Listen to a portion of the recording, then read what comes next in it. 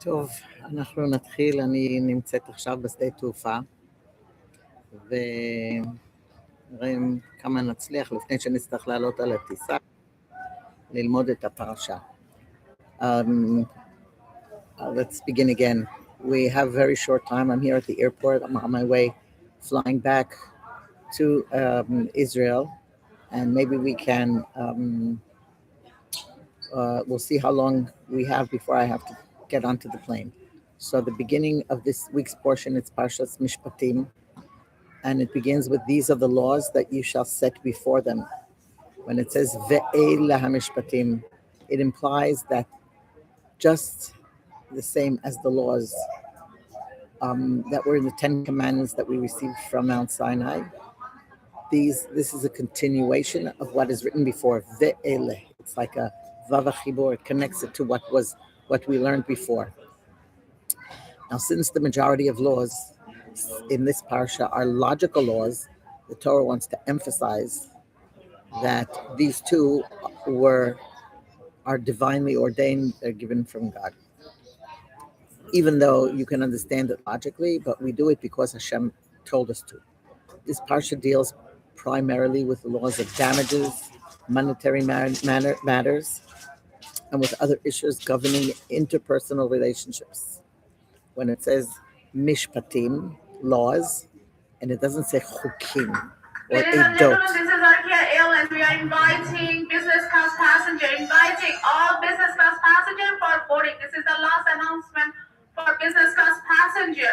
Can you guys please proceed to gate B18A? Thank you. So these mitzvot, mishpatim, are commandments that are logically understood. We would have thought of them like, you shouldn't kill, you shouldn't steal.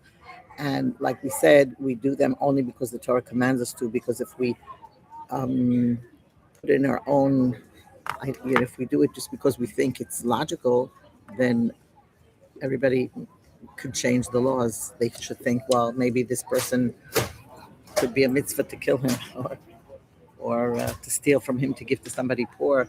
So you just stick to what Hashem demands of us, and we do it only because Hashem demanded. And here we start with the main laws. The first law that we learn is the laws of the slaves. A person who's caught stealing. Why would a person be a slave? Because if he stole something and he doesn't have the money to pay it back, so the Beit Din, the Jewish court, will sell him as a servant, and this way he will be able to reimburse the money that he stole. He's only allowed to work for 6 years, and it's a negative thing. Like the Torah says, we heard on Mount Sinai that we should only be slaves to Hashem and not to be slaves to a slave. And since a Jew is a servant of Hashem, not of man, therefore, and after 6 years, if he decides he wants to stay, so there's a whole ceremony where his ear is pierced as a sign of disgrace. He could continue to be a slave till the Jubilee year, which is the 50th year, Yovel. Now, why the ear? Why do they put him near the mashkof, near the doorpost, and they pierce his ear? Now, why the ear? Because this ear heard at Mount Sinai that Bnei Israel, that the children of Israel are Hashem's servants, and yet this person went and he acquired a human master for himself, so that's why they pierce his ear. There's another reason why a person will be a slave if he is very, very poor and he doesn't have any money, so he becomes a slave, and then this way he can support his family.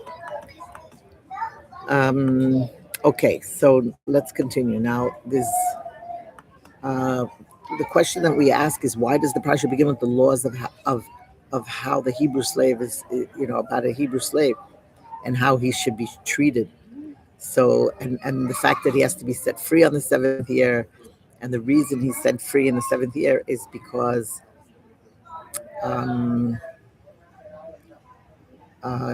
it says that, remember, you were a slave in Egypt. Hashem took you out of Egypt.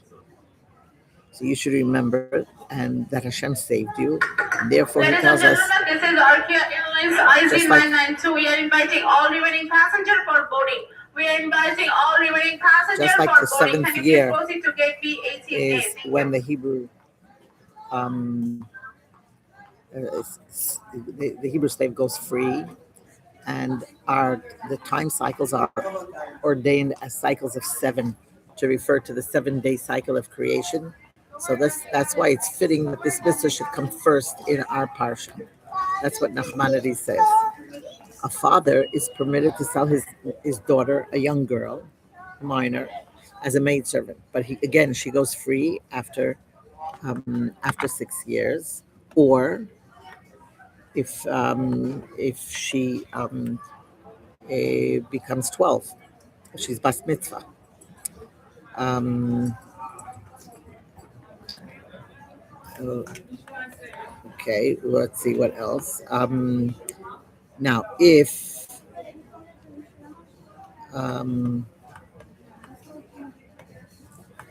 it says like this: if a person killed somebody and somebody wants to take revenge and he wants to kill him in return, there's a place to flee. You can run to the Ir Miklat. So there, let's say now the Chumash speaks about two people. Okay, let's say one killed by mistake and one killed on purpose. Now, none of these situations have witnesses, so the Jewish court cannot give a penalty because we're not witnesses. So what Hashem does is He arranges that they meet somewhere in the same place, and the one who killed intentionally is sitting under a ladder, and the one who killed by mistake comes down the ladder and falls upon him, and he kills him. So the one who killed with intent gets his punishment, and the one who killed by mistake, he gets exiled. He runs to the miklat. So even if the Jewish court cannot carry out the punishment, Hashem has His ways of taking care of those who killed. Now, if one causes harm, a personal injury, okay, let's say two people have a fight, and one hits somebody or he throws a stone on him, or with his fist, so he has to pay the damages. And let's say he hurt his eye, he blinded him, or he broke something, like he caused some harm, so he has to give full compensation. And not only does he pay for the doctor bills, but he has to pay for the loss of work and the pain that he had, and um, and whatever it is that the days that he can't work, the money that he lost for not being able to work, and it says that a doctor is allowed to heal, but nowhere does it say that a doctor has the right to it says Rofei Yerapeh, but it doesn't say Hu Yinabe. He cannot prophesy and say that there's no hope of recovery, okay, because everything is in God's hands. But there are many laws in this week's portion, so we're going to go through some of them. One who kills unintentionally has to run away to the refuge, to escape the avenger. One who strikes his father or mother and causes injury is liable to the death penalty. One who kidnaps a person and sells him as a slave is liable to the death penalty. One who curses his father or his mother, he's liable to the death penalty. One who injures another, he must, according to the court's assessment, pay various compensations, loss of work, medical expense, pain, humiliation, and additional damages. One who beats his Canaanite slave to death, he's liable to the death penalty. However, if the slave dies only after several days, so then he's freed. So they wait to see if he's going to die within those 24 hours. One who unintentionally strikes a pregnant woman, for example, during a fight with another person, and she miscarries, he has to pay a fine. If the woman herself is injured, like any other person, and she loses one of her limbs, so the court also has to assess the amount of compensation for the damage, how much has to be paid. one who hits his slave, a Canaanite slave, and he causes the loss of one of his limbs, he has to set the slave free immediately. Now we go through the laws of an animal, an ox, sure. If an ox kills a person, he has to be put to death. And just like a person can be sentenced to death only through the Sanhedrin of 23 judges, so an ox that kills also has to be condemned to death only by the Sanhedrin. Now, for an ox who already a couple of times, let's say it's the third time already that he kills a person, and he was warned, the owner was warned, then you have to put him to death, and the owner has to pay. Uh, in other words, it's mitabi de shamayim. God takes care of that, and unless he pays the ransom that's imposed upon him. If the ox gores and kills a Canaanite slave, so he pays compensation. The owner pays compensation to the slave's owner, and the ox is put to death. So goring is not a normal behavior for an ox. So the owner has to pay only half damages, unless his ox has gored 3 times in the past. Like we said, he pays full damages. On the other hand, eating or trampling, that's common behavior for an ox. So the owner should have anticipated and realized, watched over him. So for the damages, he has to pay full compensation.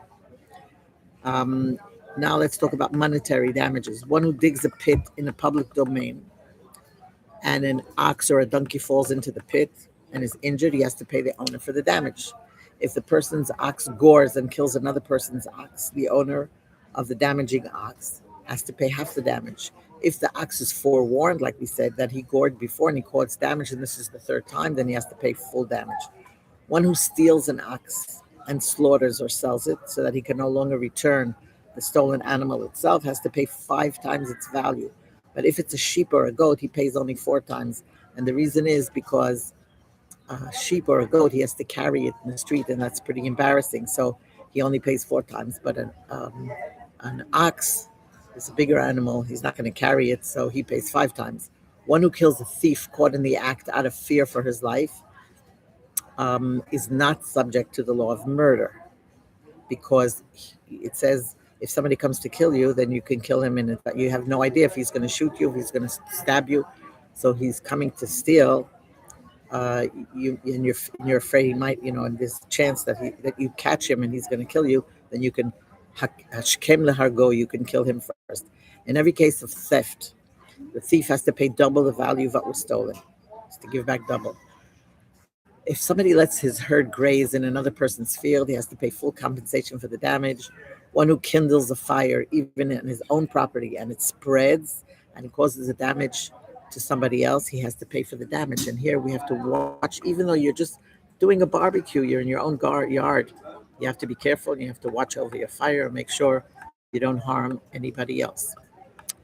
Now we talk about the shomrim, this guardians. There are those who shomer chinam, he watches over somebody's property and he doesn't get paid for it. So he doesn't have to pay if anything is damaged. If the damage occurs and the owner makes a claim, he has to swear that he wasn't negligent, he didn't do anything wrong, somebody came and stole it or whatever. And if he was negligent, then he has to pay. Now, a paid guardian, we're talking about a shomer sachar. If he receives payment, you're paying him to watch over, so then he is liable if it was stolen, unless some dangerous animal came and you couldn't stand, or a whole group of people came, like if it was something that you couldn't, it was not something that you could have stopped. But if it wasn't in your power, then you are not liable. But otherwise, you would be liable. Someone who lends or borrows money, okay, he borrows money and or he borrows anything, and he damages the thing that he borrowed, he has to pay. Like if I took your lawnmower, or I took your vacuum cleaner or whatever, and I ruin it, if you didn't come with me to use it, like sometimes a person will say, okay, I'll come with you, and and he's watching over it. But if the person did not come with it and he lent me whatever it was that I asked to borrow, and I ruin it, I have to pay for the damage. Now, somebody who rents something, if you're renting it, you're paying for it. So I'm using someone else's property, but I'm paying rent. So you would be like a shomer sachar, like unless it was something that, if you didn't do the proper thing with it, then you would have to pay. Otherwise, not. Um, okay, now I just want to say that we learn here about a judge who Ladies and gentlemen, this is IKEA Airlines IZ992. We are inviting all remaining passengers for boarding. We are inviting all okay, I'm just about boarding, so I just want to say a few more words. This is you're not allowed to hear a false report. Now, let's say a judge listens to one litigant without the other being present. That's not allowed, and you cannot take a bribe. There was a story of a woman who came to the judge, and she was a widow, and she was crying very bitterly, and so the judge said, "I'm not going to take this case. I'm giving it over to someone else, because sometimes tears of a widow could be just as much as a bribe as money, and you might tend to lean on her side. Therefore, he said he's not going to take care of it. So we don't do any bribes whatsoever. Now, if you see a donkey of your enemy collapsing under its load, do not ignore it. You must help him. Do it with him. So now the Hebrew word for donkey is chamor. Chamor comes from the word chumriyot. It's material things. So the Baal Shem Tov teaches us that your body is the physical, and a person has to have the proper attitude towards his body. So when you see the chamor, you see your body as your enemy, you see your material self as your enemy. It's like something that obstructs and hinders your spiritual growth. It's collapsing under its burden. So you have this animosity between your body and your soul, because the soul wants one thing and the body resists, and it's pretty unbearable. It's a big burden. So the Torah is telling us, this is like a deep explanation of um, this pasuk, that it says you must help him. In other words, do not suppress your body and make it, and fight it, but you have to elevate it and use it. So you help along with him, and you aid the material self with its burden by training it to recognize that the Torah is the vehicle for its own refinement and elevation. This is what the Baal Shem Tov says. You must use your body and not sigufim, not hurt it. Okay, you cannot pervert justice in favor of a poor person. You must distance yourself from all falsehood. If a person leaves a court guilty, and then all of a sudden come new witnesses that want to acquit him, so you reopen the case. But if a person leaves the court acquitted and there's new evidence to convict him, we do not reopen the case. And then Hashem says, if he really was, at fault, Hashem has his ways of punishing him. So no worry. It's better not to convict him than to convict him. May I have your attention, please? This is Turkey Airlines flight IC992 with service to Tel Aviv. We're asking all remaining passengers to please join to the line. Please have your boarding pass and passports out for final document verification. Thank you. Okay, so I'm just going to end off that the Hashem promises the Jewish people that they're in the wilderness, that they're going to enter the promised land. And he says, I'll translate, behold, I send an angel before you. So it will be through an angel. It sounds like it's due to Israel's sins. They'll enter the land through an angel, not in the most elevated manner. But along with this promise of conquering and inheriting the land comes a warning: don't learn from the ways of the nations of the land, and don't be drawn to their idolatry. So you have to, make sure. And it says, you shall serve Hashem, and He will bless your bread and your water. So in Hebrew, the word "you" can mean plural or singular. But then it says that the words your bread and your water is lachmecha, the meimecha is your bread and your water. It's in singular form. But then it says, you shall serve, avadetem is plural. So the Rebbe of Katz explains that a Jew praying, even a single Jew praying alone, is nevertheless praying for and together with the entire community of Jews. On the other hand, 1,000 people eating together are eating each one for their own sake. So that's why when it talks about lachmecha v'meimecha, your bread and your water, you're eating for yourselves. But when you're praying with everybody in mind. And Hashem promises that there will be miracles and it will be gradual, step by step, but He will not leave us alone. We please ask all remaining passengers to approach to gate number B18A for immediate boarding. Once again, these will say that towards the end of the parsha, the Torah describes the giving of the Torah and how Hashem tells Moshe to go up to Mount Sinai with Aaron, Nadav, and Avihu. We know that this never, this Torah is not written in chronological order, so it suddenly goes back to Moshe, how he approaches the cloud and goes up to the mountain, and he returns the same day, and he teaches the Jews, and they accept the words, and they say, Na'aseh v'nishma, we will do and we will listen. In other words, we will do and we will hear. So the greatness of the Jewish people was not that they were prepared to blindly do it without understanding. They said, we will do, but they'll do before understanding. But Hashem wants that we should also hear and we should comprehend what His will, so that we serve Him not only with our hands and feet, but also with our minds and our hearts. But our doing should serve as the basis of understanding rather than the other way around. And it ends off with that after Hashem gives the Torah, Moshe goes up to the mountain, and this time it's to receive the tablets, the 2 stones, the 10 commandments are written on them, and he goes up for 40 days, and he was supposed to come down after 40 days, and we will see later that the Jewish people make the golden calf because they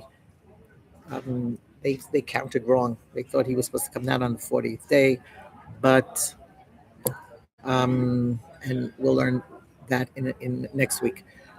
So I will stop here and say have a wonderful Shabbos. Okay.